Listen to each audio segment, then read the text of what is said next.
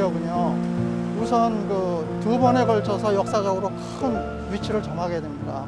첫 번째로는 임진왜란 후에 이제 선조가 의주에서 피난 갔다가 의주에서 들어와서 보니까 궁궐이 다 타버렸어요.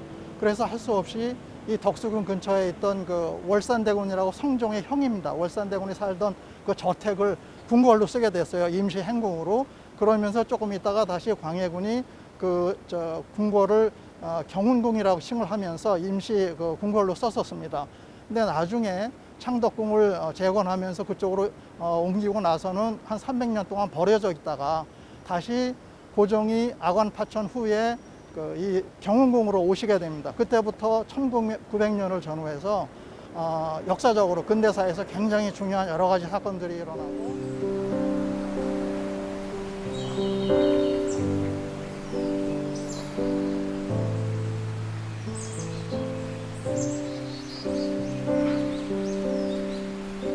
경운궁, 옛날 이름이 경운궁입니다. 경운궁의 정문 이름은 인화문이었었고요. 그 중화문 바로 앞, 그러니까 지금으로 치면 덕수궁길의 중간쯤에 있었습니다.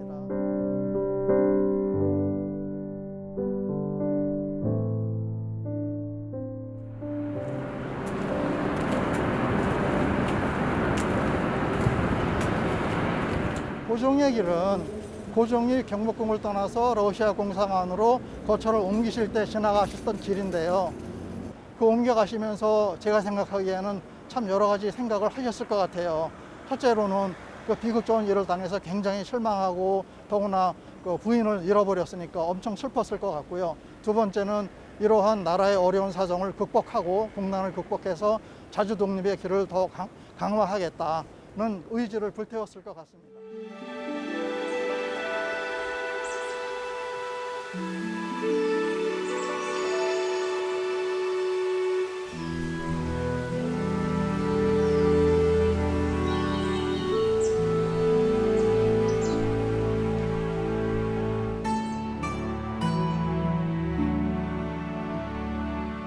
대한문 정문을 통해서 들어가면은 그 중화전이라는 정전이 나옵니다. 가장 중요한 그 왕이, 황제가 정사를 돌보는 그 건물입니다. 이 중화전은 조정이라 그래서 마당이 있어요. 거기에는 풍계석이 있어갖고 1품부터 9품까지 관리들이 늘어서는 풍계석이 있고요. 그 자리에서 조례라든가 하례라든가 아니면 외국 사정의 접대라든가 가장 중요한 일들이 진행되는 그 중화전이 있고요.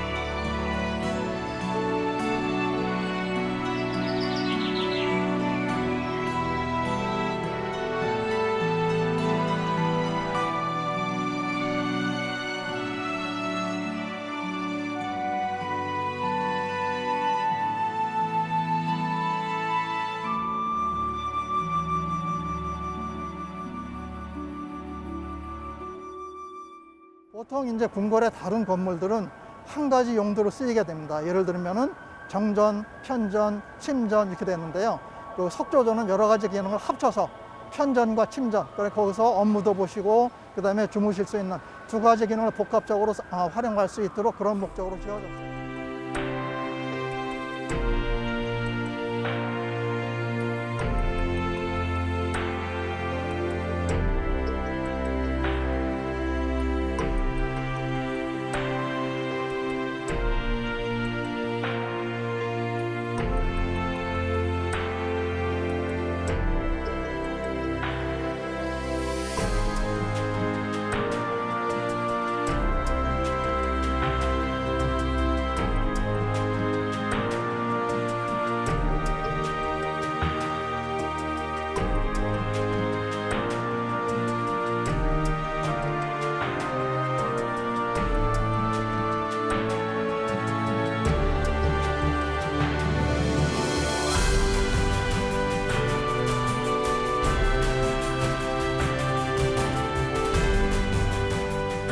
지하층에는 창고하고 그다음에 시종들, 하인들이 머물 수 있는 숙소가 있고요. 그다음에 1층에는 그 대접견실하고 대기실이 있고요.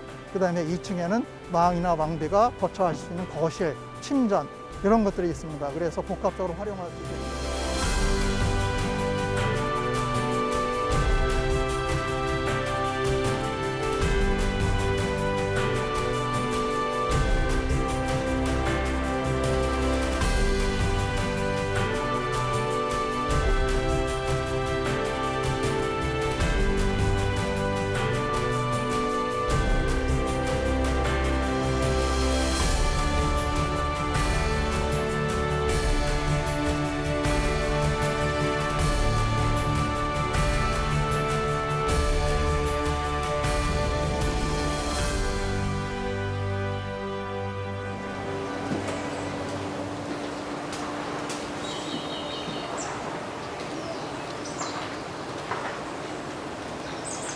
이 함령전은 거기서 고종이 주무시니까 굉장히 중요한 의미를 가졌었는데, 이 함령전에서 백범 김구 선생의 목숨을 살리는 사건이 벌어집니다.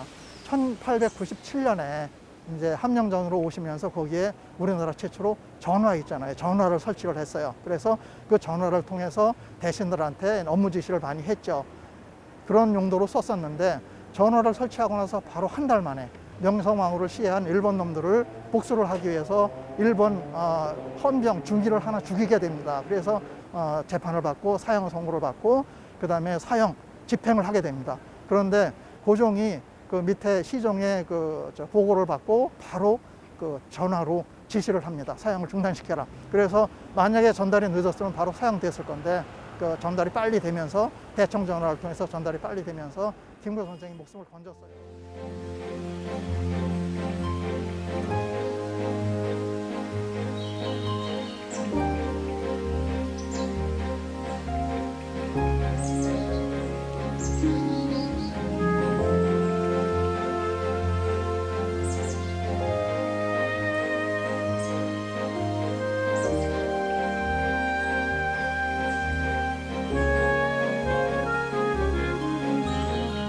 이 정관원은 우리 전통 한옥 양식과 그다음에 서양식의 건축 양식을 혼합을 해서 조화를 이루어서 건축을 했습니다. 이 정관원에서 고종은 외국 사절들이나 대신들하고 자주 커피를 드시면서 담소를 많이 즐기셨습니다.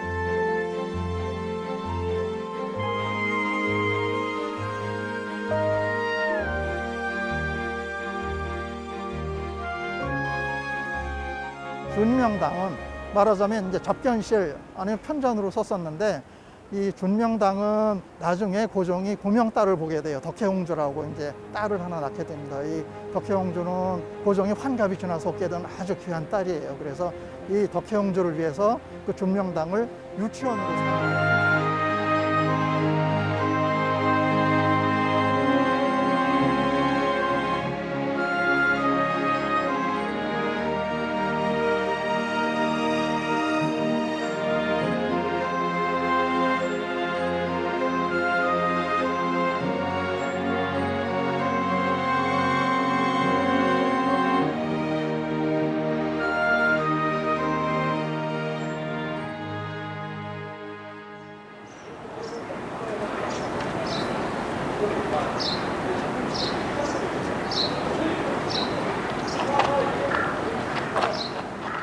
서거당은 덕수궁 내에서 유일한 2층 건물입니다. 임진왜란 힘든 시기에 이제 쓰다 보니까 서거당을 그 당시의 왕들이 그 후대 왕들한테 당시 임진왜란 후의 어려운 나라 사정을 잘 감안해서 정치를 잘 하라는 의미로 해서 서거당은 단청, 그러니까 아름답게 색칠을 하잖아요. 그 단청을 하지를 않고 하얀색 백골집이라고 합니다. 아무 장식을 안 했어요. 백골집으로 남겨놨어요. 유일하게 남아있는 백골집이 그 서거당입니다.